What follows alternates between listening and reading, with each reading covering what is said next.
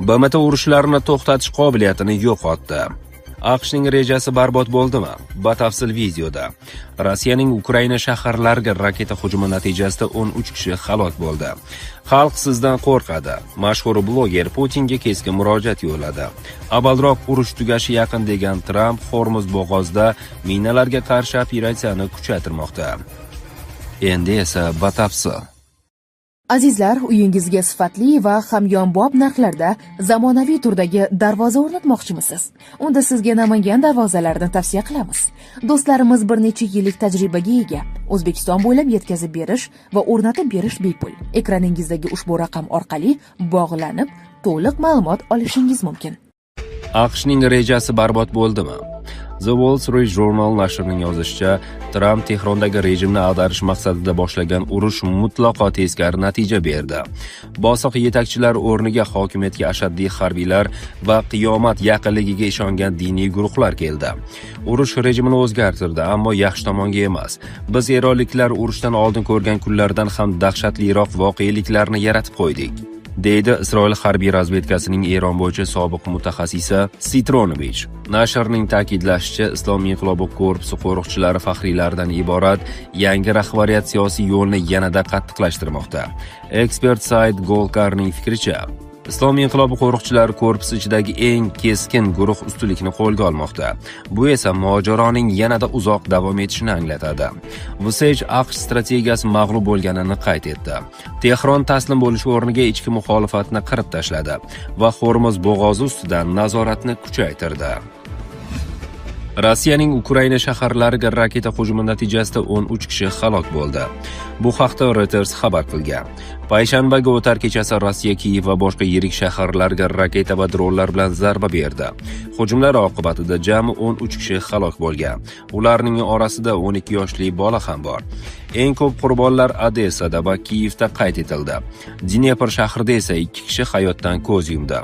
Kiyev meri Vitaliy Klichkoning ma'lum qilishicha, poytaxtda 45 kishi jarohatlangan, ko'p qavatli uylar va infratuzilma obyektlariga jiddiy zarar yetgan. Dnepr va Odessada ham turar joy binolari yonib ketgan va o'nlab fuqarolar yaralangan. Xarkovda esa dron hujumlari natijasida 2 kishi tan jarohati olgani xabar qilindi. BMT urushlarni to'xtatish qobiliyatini yo'qotdi. BMT mojarolari va urushlarni to'xtatish qobiliyatini yo'qotdi. Bu haqda Turkiya Buyuk Millat Majlisi raisi Numan Kurtulmush ma'lum qilgan.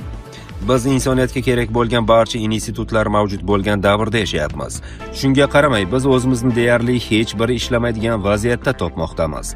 Masalan, ochig'ini aytganda, insoniyatning eng vakillik institutlaridan biri bo'lgan BMT qanday foyda keltirdi? Yaqinda BMT har qanday mojaro yoki urushni tugata olishini ko'rishimiz mumkinmi?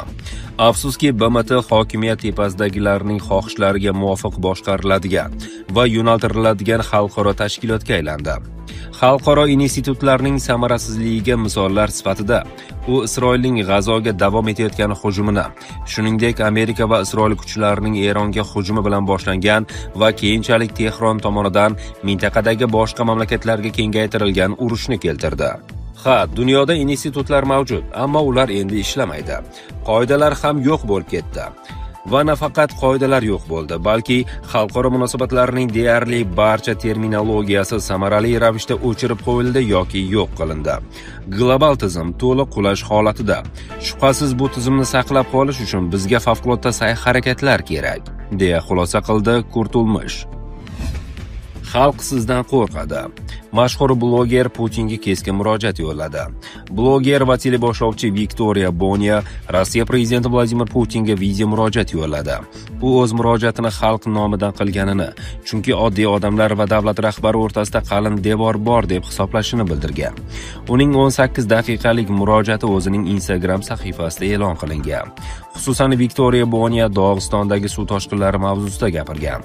Nima uchun dastlabki 24-48 soat, hatto 72 soat ichida hech qanday yordam berilmadi? Nima uchun faqat 10 kundan keyin bu haqda gapira boshlashdi? Nima uchun dahshatli falokat yuz bermoqda? Keyingisi Anapa. Onam Anapada yashaydi. U yerda yana mazut dog'i paydo bo'lgan. Buning hech qanday yaxshi tomoni yo'q. Ulkan mazut dog'i koinotdan ham ko'rinib turibdi. Odamlar hozir qushlarni o'z qo'llari bilan tozalashmoqda. Mazutni yana o'z qo'llari bilan yig'ishmoqda. Shuningdek, Viktoriya Boniya hukumatning Qizil kitobga kiritilgan hayvonlarni ovlashga ruxsat berish tartibi to'g'risidagi qaror loyihasini ham tilga olgan. Bundan tashqari, bloger Novosibirsk viloyatida chorva mollarini musodara qilish bilan bog'liq vaziyatga e'tibor qaratgan. Bilasizmi, shunchaki kelib o'ldirib ketishgan. Kimdir gapira boshlasa, boshqalarga dars bo'lsin deb bo'limga olib ketishgan. Bloger Rossiyada ijtimoiy tarmoqlarning bloklanishiga ham to'xtalgan.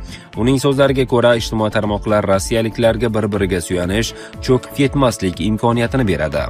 Viktoriya Boniya Max messenjerida ham firibgarlar uchrayotganini, ba'zi xabarlar esa boshqa odamlarga ketib qolayotganini qo'shimcha qilgan. Yana siz qarindoshlari bilan bog'lana olmaydigan juda ko'p odamlarni bu imkoniyatdan mahrum qildingiz. Shu bilan birga u Rossiya xalqi prezidentdan qo'rqishini aytgan. Vladimir Vladimirovich, sizdan qo'rqishadi, xalq qo'rqadi, blogerlar qo'rqadi, artistlar qo'rqadi, gubernatorlar qo'rqadi. Siz esa mamlakatimiz prezidentisiz. Menimcha biz qo'rqmasligimiz kerak, deb ta'kidlagan Viktoriya Boniya. Avvalroq urush tugashi yaqin degan Tramp Hormuz bo'g'ozida minalarga qarshi operatsiyani kuchaytirmoqda. Hormuz bo'g'ozida AQSh dengiz floti Eron tomonidan joylashtirilgan bo'lishi mumkin bo'lgan potensial dengiz minalarini aniqlash va zararsizlantirish bo'yicha operatsiyalarni kuchaytirdi. Bu haqda Politico nashri xabar qilgan. Ta'kidlanishicha, mintaqada 10 dan ortiq AQSh harbiy kemalari, yana bir nechtasi Yaqin Sharqqa yo'l olgan. Fors ko'rfazidagi yuk tashishni kuzatishdan tashqari, ular yer usti kemalari, vertolyotlar va suvosti dronlar yordamida dengiz minalarini qidirish va yo'q qilish operatsiyalarida ham ishtirok etmoqda. Nashrning xabar berishicha, Eron yaqinda bo'lib o'tgan harbiy kampaniya natijasida yo'qotishlarga qaramay, dengiz minalarining katta zaxirasini saqlab qolgan.